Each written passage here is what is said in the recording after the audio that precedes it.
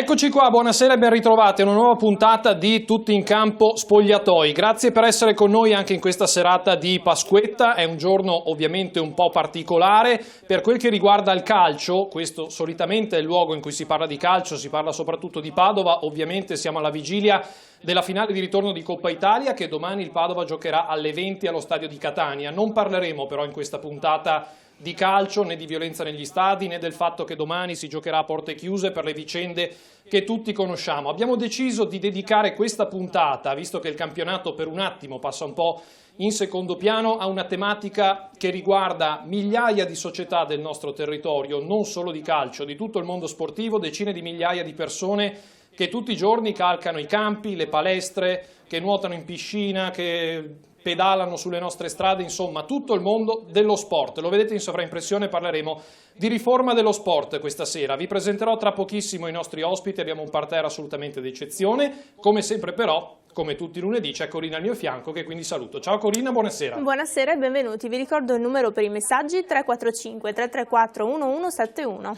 E allora aspettiamo ovviamente anche i vostri messaggi da casa. È una tematica che sta facendo molto discutere ormai dall'estate scorsa al mondo dello sport e non potevamo cominciare se non ospitando il presidente del CONI regionale Dino Ponchio. Presidente, buonasera, grazie per essere con noi. Buonasera, grazie a voi, saluto a tutti coloro che ci guardano, sono felice e onorato di essere qui in questa occasione, tornare da voi in questa emittente storica in questa occasione, che ritengo importante perché, come ha detto lei, la riforma è partita nell'applicazione nell'ultimo anno e mezzo, ma le radici sono molto ben più lontane. E le radici, un albero, se le radici non sono seminate bene, nasce male e questa riforma, questo albero, è nato malissimo. Qui vedo il titolo Riforma dello sport. Dico accendete le luci perché non le vedo, io vedo solo ombre, non solo io. Il mondo dello sport, io mi onoro di rappresentare tutto il mondo dello sport, lo sport veneto è tanto, è grande, è bello, merita rispetto perché oltre a tutto siamo entrati come sport in Costituzione, merita molto con i suoi oltre 600.000 tesserati, con circa 13.800 ASD, società sportive, e circa 160.000 addetti ai lavori, tutti, dico tutti, volontari. Qualcuno alzerà la mano, come tutti. Ci sono anche i professionisti? Sì, nel mondo dello sport ci sono anche i professionisti. Sono il 0,6% del popolo dello sport, 99,4% è volontariato puro. E il peccato originale di questa legge, e entro subito nel merito perché poi non so se potrò ritornare a bomba. Assolutamente. Il peccato originale di questa legge di riforma, che come legge rispettiamo, ma le leggi le fa un posto che si chiama Parlamento e come le ha fatte le può anche cancellare e soprattutto le può modificare, come è stato fatto ripetute e infinite volte su questa legge, dimostrando che era nata malissimo. Pessimissima, con un neologismo di Ponchio, pessimissima, che non esiste, ma esiste per questa legge, è stata modificata infinite volte e lo stesso ministro Abodi, amico di tutti, anche mio, ha detto quando è insediato adesso basta, la applichiamo così com'è, invece anche lui è stato costretto a fare moltissime modifiche, le ultime, le settimane scorse, 2 o 3 necessarie, indispensabili. Comunque, tornando all'inizio, è nata male, è nata dal presupposto sbagliato che ha omologato tutto lo sport. Tutto lo sport è diventato come fosse la Juventus. No, lo sport non è la Juventus, c'è anche la Juventus, e dico Juventus emblematicamente per classificare lo sport professionistico. Certo. Quindi c'è anche quella nicchia che va bene, che venga applicata delle regole per quel livello di pratica sportiva, mentre omologare tutti e dichiarare lavoratori con tutti gli oneri annessi e connessi quelli che sono volontari dello sport non è stata una buona idea. La fermo, Presidente, perché Finito. Abbiamo una serata ampiamente per dibattere. Era doveroso lasciare la parola per l'introduzione, che avete già capito, l'argomento infuoca il presidente regionale del CONI, ma non solo evidentemente il CONI. Adesso sentiremo anche tutti gli altri perché abbiamo società, federazioni ed esperti. Io proprio dalle federazioni comincio. Saluto Roberto Nardi, presidente della Federbasket del Veneto. Buonasera Roberto, grazie per essere con noi. Buonasera a voi e grazie dell'invito. Al suo fianco abbiamo anche i rappresentanti della Federazione Gioco Calcio, Patrick Pitton, vicepresidente vicario della FIGC Veneto. Buonasera Patrick. Buonasera a voi e a tutti i telespettatori e grazie dell'invito. Grazie a lei per essere con noi. Alla mia sinistra, la mia destra, per voi che ci seguite da casa, l'avvocato Bianca Maria Stivanello, esperta di diritto e fiscalità dello sport, se non sbaglio. Buonasera avvocato. Buonasera, grazie dell'invito. Grazie per essere con noi, poi tutti. spiegheremo anche che tra lei e il CONI c'è un rapporto molto stretto, nel senso che da mesi lavorate per cercare di spiegare alle società e a tutte le persone che compongono il mondo dello sport che cosa fare nel concreto, e cercheremo tra poco di spiegare anche a chi ci segue da casa e magari non sa quello che sta accadendo nel mondo dello sport, che cosa ha comportato tutta questa serie di novità. Poi, come detto, ci sono le società e allora Giampaolo Peccolo, presidente della Polisportiva USMA, buonasera, grazie per essere con noi. Buonasera a voi. Grazie Giampaolo. E poi Giuseppe Gionfriddo è invece il segretario sportivo di una società di calcio, la Calvino Ale nella fattispecie. Buonasera Giuseppe. Buonasera a voi, grazie per l'invito. Insomma, al di là, a parte gli atleti, abbiamo praticamente rappresentato un po' tutte le figure che compongono il mondo dello sport regionale in questo caso, ma dello sport a tutto tondo, presidente Ponchio. Torno un attimo da lei per fare ancora un'altra piccola introduzione, perché sicuramente tutte le persone che fanno sport, che gestiscono una società, che fanno i dirigenti, gli allenatori o gli atleti, sanno probabilmente di che cosa stiamo parlando. Magari a casa c'è qualcuno però che ci guarda e dice: che cosa sta succedendo nel mondo dello sport? Se volessimo riassumere in poche parole, lei ha detto prima si è omologato tutto lo sport alla Juventus. Che cosa è successo da luglio del 2023, in poche parole? Sì, grazie. Mi scuso perché prima doveva essere un saluto, invece sono andato un po' avanti, ma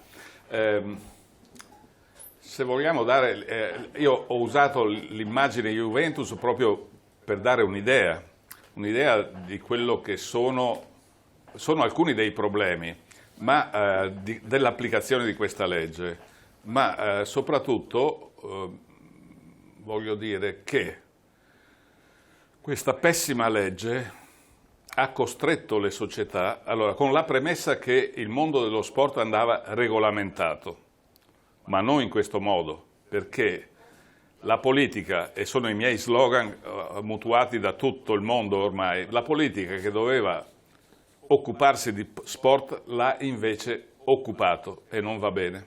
Secondo, la politica ha detto interveniamo perché i soldi che lo Stato dà allo sport sono gestiti autonomamente dallo sport, quindi controllati ai controllori.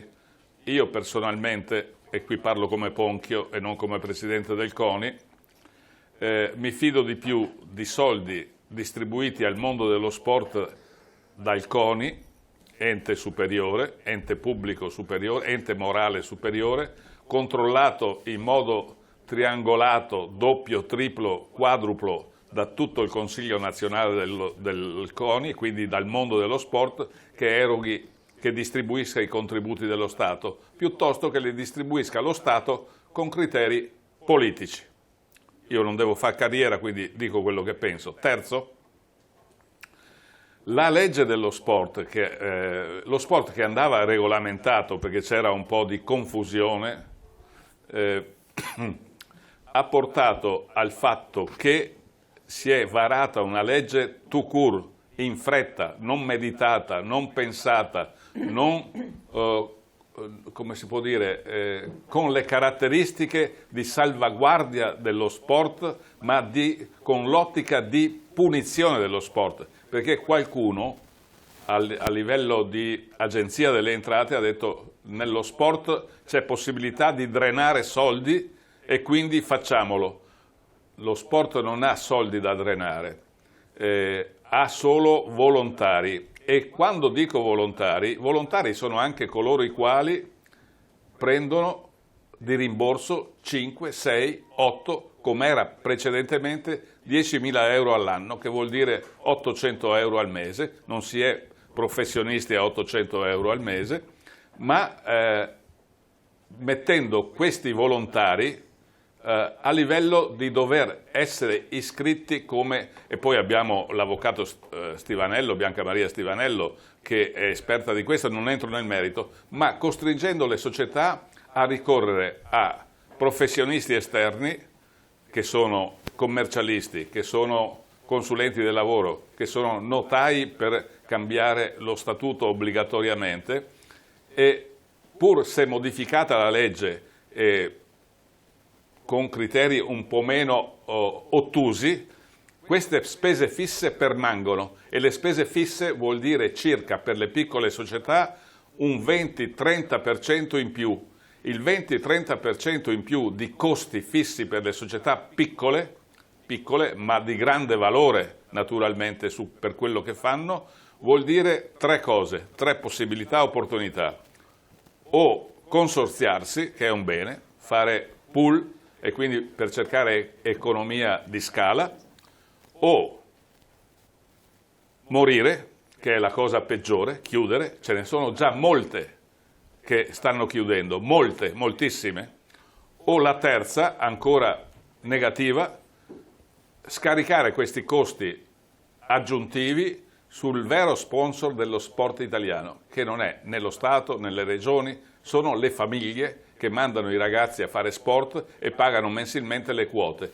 Che se queste quote aumentano del 50% vuol dire che si corre il rischio che fare sport diventi come negli anni 50, quando ho cominciato io, che fare sport sia una questione di censo, e la cosa sarebbe riportare l'Italia in retroguardia mondiale. Assolutamente. Avvocato, insomma, la ratio di questa riforma, lo leggiamo insomma già da un paio d'anni, da quando è uscita, non solo dall'estate scorsa, da quando è entrata ufficialmente in vigore, è che comunque ci sono anche delle persone che lavorano di sport ma che avevano diritti completamente diversi rispetto a qualunque altro lavoratore delle altre categorie, diciamo, sì, esatto, occupazionali. In breve è questa la ratio, forse il modo in cui ci si è arrivati è un po' discutibile. L'obiettivo era proprio quello di andare a regolamentare tutto il settore, soprattutto quello dilettantistico, che per 40 anni è rimasto privo di una legge sui rapporti di lavoro.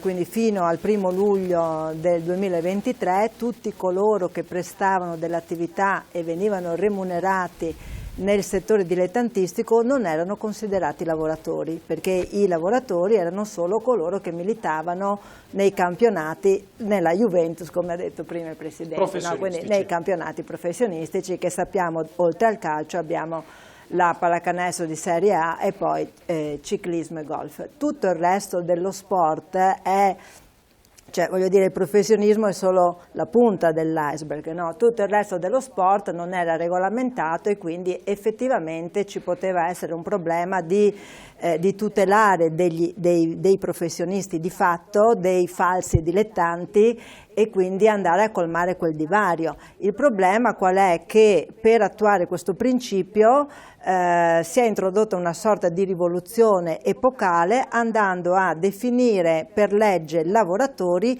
tutti coloro che prendono un emolumento, e dividendo quindi nettamente la posizione di chi opera a titolo oneroso e di chi invece opera gratuitamente. Quindi il concetto di volontario dal 1° luglio 2023 è cambiato completamente. Il volontario non può percepire nemmeno una diaria, nemmeno 200 euro al mese, quando invece tutto il sistema sport era proprio basato sul contributo, che è un contributo volontaristico da parte di questi soggetti, anche se ricevono un piccolo indennizzo in cambio, e quindi ci sono tutta una serie di costi e di effetti che, se vogliamo, possono essere anche indiretti.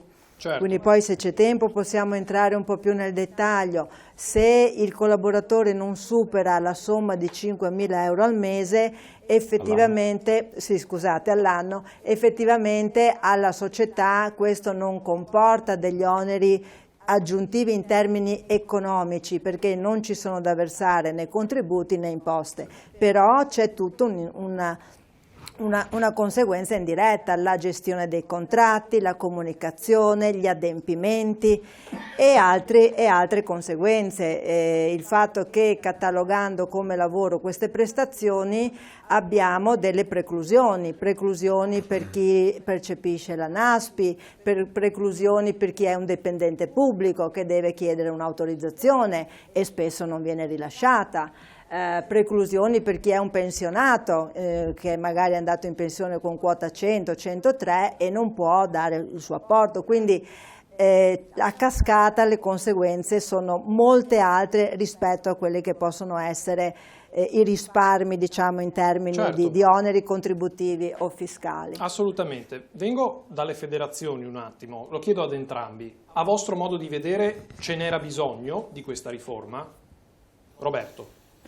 Allora, come ha detto il Presidente prima, sicuramente una riforma era necessaria. Le modalità con le quali si sono attuate questa nuova legge, la modalità con la quale si è messa in campo, ovviamente è stata toccata da ben 3 governi, quindi già questo fa capire cosa e come sia nata e poi si sia sviluppata. Ce n'era necessità appunto per, come diceva l'avvocato prima, per riuscire ad andare a dare un aiuto a quelle persone che di sport effettivamente lavoravano, ma poi alla fine della loro carriera sportiva si trovavano con un nulla in mano perché non avevano assolutamente nessuna previdenza. Questo però realmente incide su una percentuale veramente ridicola rispetto alla totalità di quello che sono i nostri praticanti. Sicuramente un punto fondamentale per le nostre associate, come dicevate prima, sono i costi indiretti che non si sono assolutamente presi in considerazione con questa legge, visto che si parlava di un costo in aumento per singolo atleta di un X che potrebbe essere del 10, 15, 12%, ma poi il costo indiretto vero di dover assumere anche un professionista per poter anche solo gestire le 2, 3, 4, 5 buste paga, perché poi alla fin fine nelle nostre realtà più piccole si tratta magari di 5, 6 collaboratori che da collaboratori diventano lavoratori sportivi. Anche questo va ad incidere sulla gestione della società stessa e ci troviamo nelle condizioni che, o come diceva il Presidente, ci si riesce a consorziare e a fare squadra e a fare massa critica, o altrimenti i costi indiretti devono per forza di cose essere rigettati sugli atleti e quindi sulle famiglie che vanno a pagare le quote delle nostre società. Questo è una cosa assolutamente inopportuna e impropria, visto che anche lo sport a livello italiano ha una valenza sociale incredibile, ma che purtroppo il nostro governo a tutti i livelli non dà importanza dal punto di vista economico, anzi, come diceva prima il Presidente, forse si cerca di drenare delle risorse dove invece sarebbe opportuno investirle, visto anche l'aspetto non solo sociale ma anche il benessere sanitario che poi i vari sport, io mi occupo di pallacanestro ma questo vale per tutti quanti gli ambiti sportivi, danno alla nostra popolazione. Quindi quello che sarebbe stato necessario fare sarebbe prendere delle risorse e investirle in una economia che potesse essere sportiva, sociale e sanitaria, ma non è stato posto questo al punto dell'attenzione, è stato posto ben altro, non andando a perseguire il target che chi si occupa di sport da tanti anni sa perfettamente che quello doveva essere l'aspetto fondamentale da andare a perseguire. Quindi diciamo che dal punto di vista di benessere di questa legislazione diciamo che non ha colto nel segno, questo penso che siamo tutti d'accordo e chi si occupa di sport lo può ben dire, anche il collega può dire altrettanto, immagino. Ma allora, noi in Federazione Gioco Calcio, in particolare Beppi ha un rapporto ormai fraterno con il professor Presidente Ponchio, penso che siamo una delle poche federazioni che si è confrontata con il CONI Veneto, ma dopo lascerò la parola al dottor Ponchio, al Presidente, che spiegherà tutta una serie di richieste che sono state fatte in diciamo tra CONI e FIGC Veneto, che poi verranno presentate a Roma, perché sono delle cose che noi crediamo. Con la Regione, perfetto, con la Regione Veneto. Ma detto questo... Quindi delle modifiche. Sì, delle piccole modifiche che però secondo me sono sostanziali. Come diceva il collega, giustamente la riforma è stata sbagliata nei tempi, nei modi, ma nella forma in cui è stata presentata.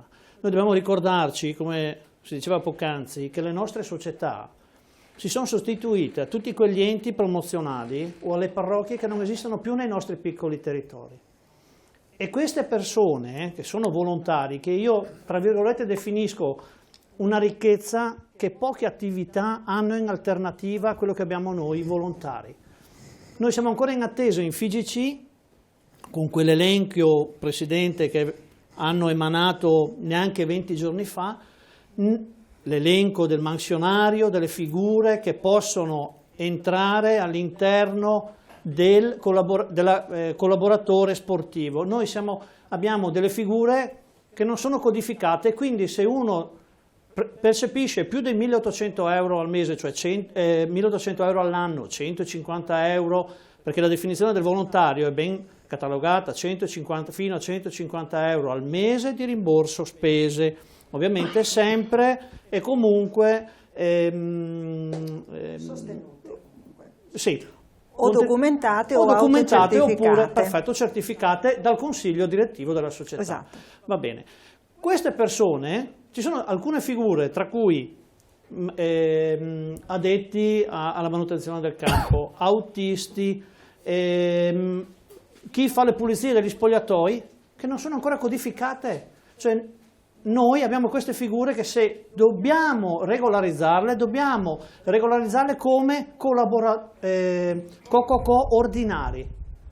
Quindi per intenderci o sono volontari puri oppure non c'è una codifica. O non c'è una codifica, questi qua non figure. esistono per lo sport. E dico sono figure fondamentali per il calcio, io parlo del calcio, perché noi abbiamo la manutenzione dei campi. Quindi il volontario che andava là in pensione a tagliare l'erba 2 volte a settimana, adesso non lo farà più, perché dice, io vengo, poi c'è un altro aspetto, avvocato, che a me fa arrabbiare perché è il mio settore, la sicurezza nell'ambiente del lavoro.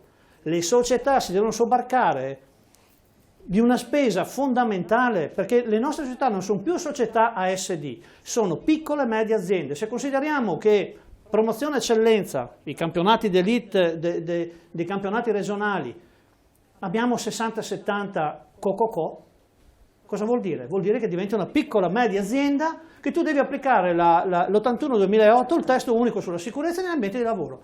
Formazione costano 50 euro cada uno per gli atleti, per i tesserati, cioè, e DVR, adesso la faccio molto semplice, ma è un mondo che veramente ha messo in difficoltà le nostre società. La nostra paura, e anche la paura del Presidente Ruzza, che ci confrontiamo quotidianamente, è quella che le nostre piccole società, forse le piccole resisteranno, ma le medie società implodono perché o trovano un sistema diverso di finanziare, diciamo, la propria società, un core business diverso, altrimenti il mondo dilettantistico scomparirà da qua a pochi anni. Scusate, interrompo per fare una domanda, Presidente Ponchio, poi vengo anche dalle mie società. Ma se lei ha detto in situazioni di difficoltà l'aggregazione delle piccole società può essere una maniera di sopravvivere, se 3-4 piccole società si uniscono in una società media, siamo punti a capo, se questo è il punto della questione? Sì, il mio discorso era trasversale allo sport e non di uno sport. No, certo. Succede che in alcuni sport di base dove il sistema si reggeva, perché bisogna dirlo e non ci dobbiamo vergognare a dirlo, il sistema si reggeva sui 10.000 euro annuali esentasse, e se lo Stato non ha capito che il sistema sport si reggeva per quello, ha capito poco, perché a fronte di questo favoritismo, secondo qualcuno, l'Agenzia delle Entrate, c'è che la Francia investe circa 10 volte quello che investe l'Italia nello sport. E allora se investi 10 volte può anche essere che chiedi, ma se investi 450 milioni per tutto, ogni e qualsiasi sport in Italia, e allora devi considerare da dove parti. Si partiva da quella realtà. Il consorziamento, il consorziarsi delle piccole società, estraendoci dal mega sport che è il calcio, ha fatto bene in alcune situazioni. Io ho una serie di esempi per l'atletica ma anche per la pallavolo di base che hanno fatto questo per riuscire a sistemare un po' i conti, che sono anche i conti di gestione, perché non dobbiamo dimenticare che moltissime società sportive hanno anche l'onore e soprattutto l'onere di gestire gli impianti. Vengo dalle mie società. Presidente, comincio da lei. Lei è presidente di una polisportiva, quindi parliamo di diverse discipline, quindi anche diverse situazioni di inquadramento di istruttori, allenatori, collaboratori all'interno di una stessa società. Com'è cambiata la vita in questi ultimi mesi? Insomma, è cambiata, è l'ennesimo appesantimento. Il nostro è un gruppo sportivo abbastanza consolidato, strutturato, ma è l'ennesima appesantimento in una realtà che è appesantita da anni.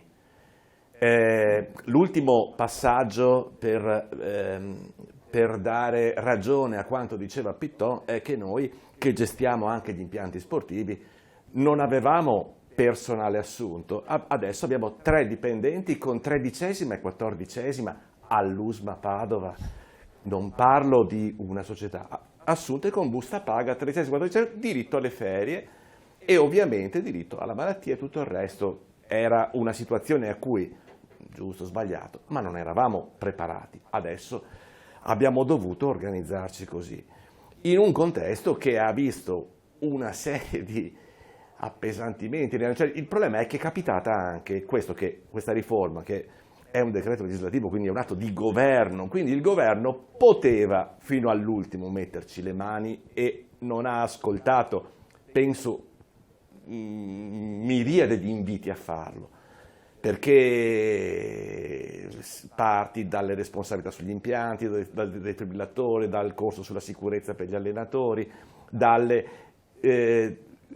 partecipi a una gara per prenderti in gestione il tuo campo sportivo. È una gara d'appalto europea a cui io, che sono un dilettante, ho un altro mestiere, non so da che parte mettere mano, ma devo fare perché il comune, quando ti dà le chiavi dell'impianto, ti mette tutti gli stessi adempimenti che mette il comune di Genova, quello che gli ha costruito il Ponte Morandi. Noi per prendere la stessa cosa, la gara va in Gazzetta Ufficiale. Ecco, quindi questo appesantimento si inserisce, si innesta su un contesto che vede da anni una specie di approccio schizofrenico al mondo dello sport. Cioè, quando fa comodo sei sociale, prestatemi il pulmino, venite a fare con i vostri ragazzini un po' di attività, organizzate i centri estivi, mi prendete il ragazzino in difficoltà, c'è bisogno di inclusione. Allora, quando è comodo sei questo, poi invece a un certo punto adempimenti, registri, in un contesto nel quale hai la sensazione che i primi impreparati siano loro. Cioè, se tu affronti questo portale in cui tutti noi dobbiamo inserire tutti i nostri collaboratori, funziona malissimo, ti butta fuori, ti mette dati sbagliati. Cioè, se mettevo un ragazzino dei nostri a farlo quel portale, probabilmente lo faceva meglio, perché è pieno di bugs. È la storia della burocrazia italiana questa, appunto, però a tutti i livelli. Appunto, almeno fossero preparati. Come diceva l'avvocato giustamente, per chi prende 5.000 euro è soltanto stato un giro di burocrazia in più, perché dal punto di vista delle entrate dello Stato non è cambiato nulla. In più dobbiamo dare, ecco, ma è chiaro che se c'era qualcuno che aveva una società sportiva lì dentro, qualche idea non se la sarebbe mai fatta venire, perché dobbiamo fare a tutti adesso è il tempo di certificazioni uniche, una certificazione unica per redditi esenti, che sostanzialmente la puoi sostanzialmente accantonare, tanto è tutto esente fino a 5.000 euro, avessero esonerato dalla certificazione fiscalmente 15.000, sì, esatto, quindi sono ancora di più, che avessero esonerato da fare soltanto questo adempimento, ci avrebbero liberato di un sacco di carte che stiamo facendo per niente. Ogni pagamento, ogni 100 euro per tutti i collaboratori sportivi va registrato su un portale che, ripeto, ha i problemi che ha, che non si capisce chi guarderà. Saranno milioni questi movimenti che dobbiamo inserire, tutti noi del mondo sportivo. È evidente che non ha nessuna utilità. Quindi, ecco, si è innestata in una cosa che va avanti veramente da anni, di assimilazione del mondo dello sport a un mondo profit, che sinceramente non è, che non può essere, che non nasce per questo, che non era attrezzato. È anche psicologico il rifiuto di adeguare che porta tanti presidenti a chiudere. Calcoliamo che il ricambio generazionale nel mondo dello sport è sempre più difficile. Cioè, la generazione di dirigenti sportivi sta invecchiando, e come un po' tutto il paese purtroppo. Aggiungo che questa riforma si è innestata in un contesto di calo demografico, per cui anche le società hanno meno leva in entrata, le leve calcistiche, le leve cestistiche, le leve pallavolistiche che entrano sono sempre meno numerose. E quindi meno quote. E quindi, certo, le società devono finanziarsi sempre meno puntando sul reclutamento. Ma probabilmente dovranno diventare aziende a tutto tondo, aprire ristoranti, centri benessere, dovremmo fare questo. Motivo per immagino. cui, Giuseppe, tra l'altro, il grosso punto interrogativo nel futuro, neanche tanto remoto, è quante società riusciranno a sopravvivere a tutte queste incombenze di cui abbiamo parlato fino adesso. Poche, secondo me poche saranno, cioè, a un certo livello saranno, cioè, chi ha la possibilità avanti e gli altri chiudono. Tornando al discorso che faceva Patrick prima, sull'elenco fatto ultimo del ministero, il presidente sul baseball se l'ha detto che cura i campi, sul calcio non esiste. Forse perché ha una forma particolare il baseball, quindi ci vuole... Cioè, perché ritorniamo sempre al nocciolo del discorso, e mi riferisco sempre addetti alla manutenzione dei campi col baseball. Il calcio o altri sport che utilizzano non esistono. Poi ogni qualvolta, adesso c'è la figura anche del direttore tecnico e del direttore sportivo, non è che puoi fare il direttore sportivo tanto così per farlo, devi avere una licenza. La licenza, ti vai a fare un corso come direttore sportivo, ti costa 6-7 mila euro per avere il patentino, anche di più, la DISE. E tutti questi costi ti richiedono loro. Si fa il discorso anche sulle quote. Se una quota, come tanti genitori anche si lamentano, pagano 500 euro l'anno, fai la divisione degli allenamenti che fanno, 4 a settimana con la partita, e diviso per i mesi che si allenano, sai quanto costa un allenamento? 3,58 euro. Di questi 3,58 euro devi pagarti, rimborsa l'allenatore, acqua, luce e tutto quello che ci va attorno. Le società fino a che punto possono esistere? Tutto lì. E poi non si capisce. Adesso l'avvocato ha detto prima che superando un certo di 5.000 si viene a... Io faccio un esempio stupido, il reddito di cittadinanza è una remunerazione, giusto? Sì o no? Tecnicamente. Hanno fatto pagare qualcosa? Perché io nel calcio prendo 5.600 euro o 6.000 euro e devo andare con l'INPS e tutto, e il reddito di cittadinanza? Perché non sono intervenuti. Anche quello è un remunerativo. Presidente, devo andare un attimo in pubblicità, 2 minuti, poi torno e le do la parola perché siamo entrati proprio secondo me nel vivo. Ci fermiamo 2 minuti, rimanete con noi perché insomma siamo solo a metà della nostra discussione. Ci vediamo tra poco.